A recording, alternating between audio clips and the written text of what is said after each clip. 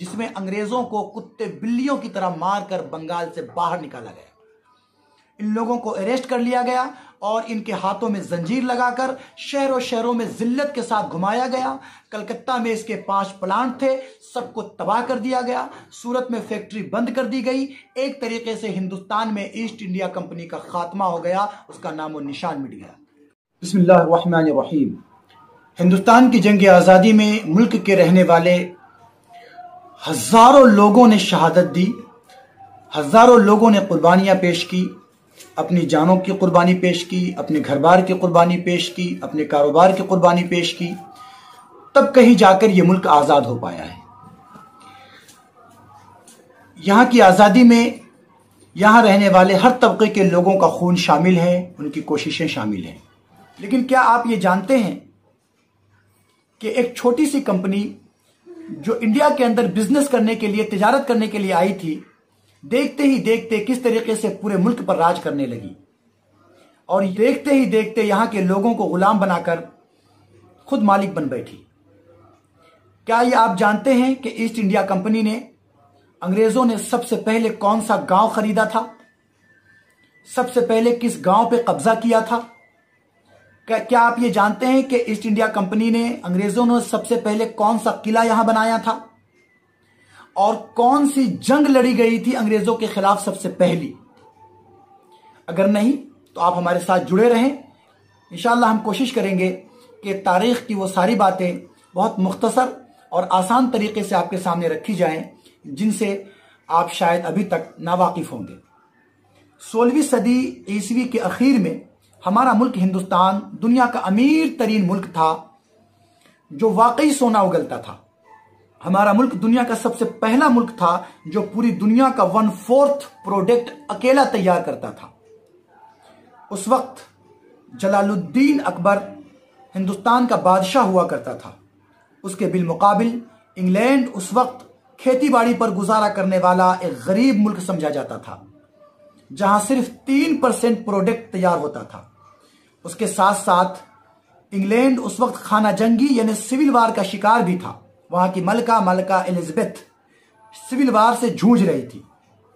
1605 ईस्वी में 1605 में हिंदुस्तान के बेताज बादशाह जलालुद्दीन अकबर की मौत हो जाती है और उसके 3 साल बाद 24 अगस्त 1608 ईस्वी 24 अगस्त 1608 ईस्वी 1608 को कैप्टन विलियम हॉकिंस अपना शिप हेक्टर लेकर गुजरात सूरत की बंदरगाह पर उतरता है। यह ईस्ट इंडिया कंपनी की हिंदुस्तान में सबसे पहली आमद और उसका सबसे पहला नापाक कदम पड़ता है।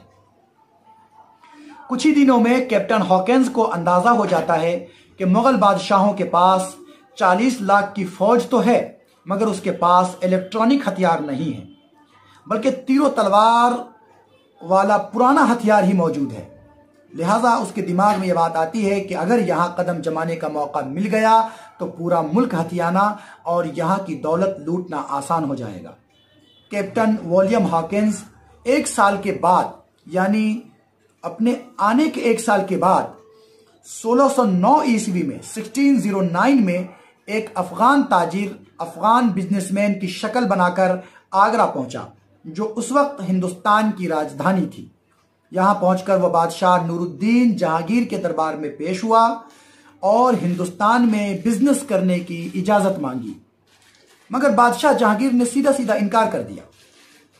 जब यह खबर इंग्लैंड की क्वीन को पहुंची, मलका एलिजाबेथ को पहुंची, तो उसने 1615 ईस्वी में 1615 में अपने शाही सफीर थॉमस रॉ को कीमती तोहफे वगैरह देकर शाही एलची बनाकर सफीर के तौर पर आगरा भेजा।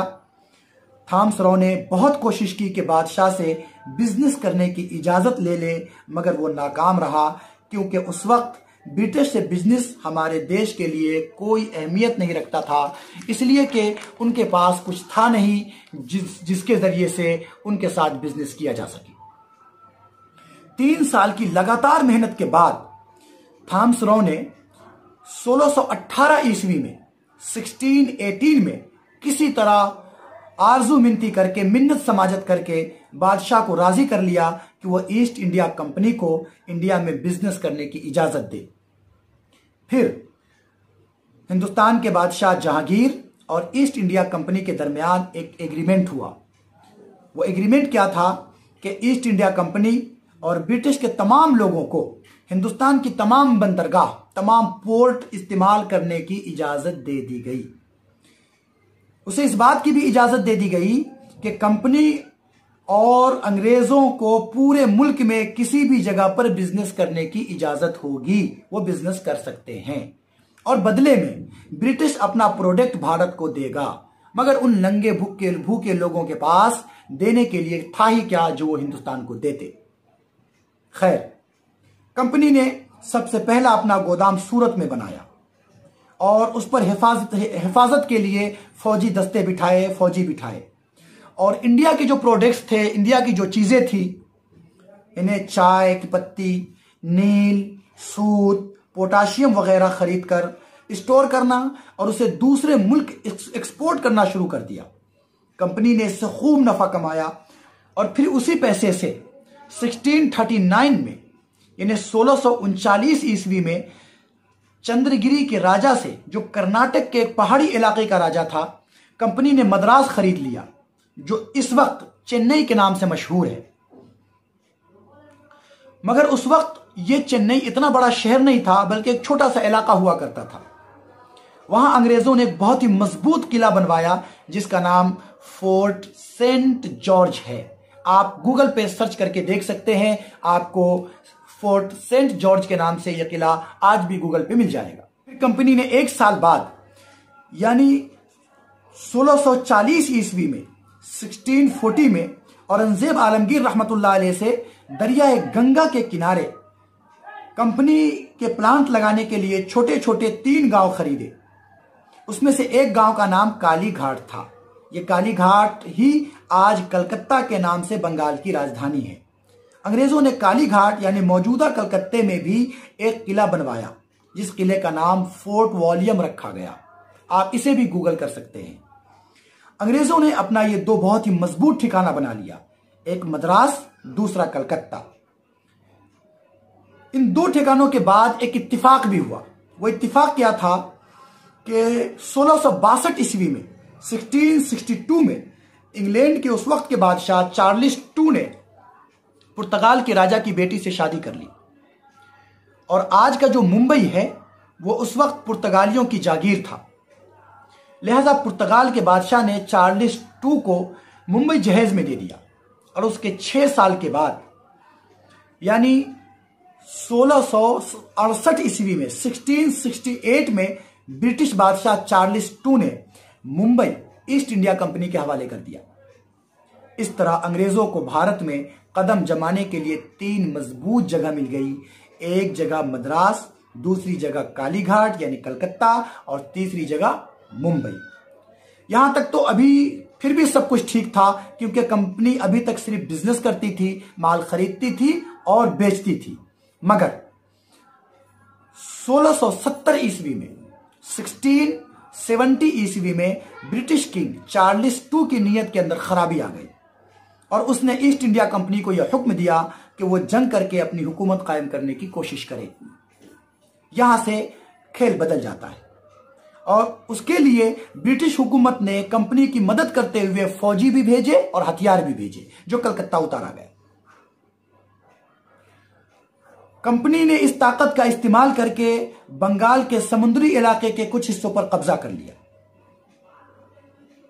इस कब्जे से उसके हौसले और भी बढ़ गए और हौसला बढ़ना था कि 1681 ईस्वी में 1681 में जो कंपनी का डायरेक्टर था सर चाइल्ड, उसने अपने बादशाह चार्ल्स II को खत लिखा कि वो मुझे फौजी मदद भेजे ताकि मैं हिंदुस्तान के दूसरे इलाकों पर भी आसानी के साथ कब्जा कर सकूं। चार्ल्स II ने 1686 में 1686 में लंदन से एक बहरी बेड़ा बंगाल भेजा जिसमें 200 तोप, 19 समुद्री जहाज और 600 फौजी सवार थे। लेकिन हिंदुस्तान के बादशाह औरंगजेब आलमगीर रहमतुल्लाहि अलैह को उसकी खबर पहले ही मिल चुकी थी, लिहाजा उन्होंने आ दबोचा और अंग्रेजों को मुंह की खानी पड़ी। यह हिंदुस्तानियों से अंग्रेज की सबसे पहली जंग थी। यह हिंदुस्तानियों से अंग्रेज की सबसे पहली जंग थी जो औरंगजेब आलमगीर रहमतुल्लाहि अलैह ने 1686 ईस्वी में लड़ी। अंग्रेजों को कुत्ते बिल्लियों की तरह मारकर बंगाल से निकाल बाहर किया गया। कंपनी के 5 प्लांट थे, सबको तबाह कर दिया गया। सूरत की फैक्ट्री बंद कर दी गई। अंग्रेजों को जंजीरों में बांधकर जिल्लत के साथ शहरों में घुमाया गया, उनकी बेइज्जती की गई। उनका खात्मा एक तरीके से पूरे इंडिया के अंदर कर दिया गया। लेकिन उसके बाद फिर किस तरीके से दोबारा कंपनी ऊपर आई और किस तरीके से उसने दोबारा अपना नापाक मंसूबा इंडिया के ऊपर नाफिज किया, यह सब जानने के लिए इंतजार कीजिए अगली वीडियो।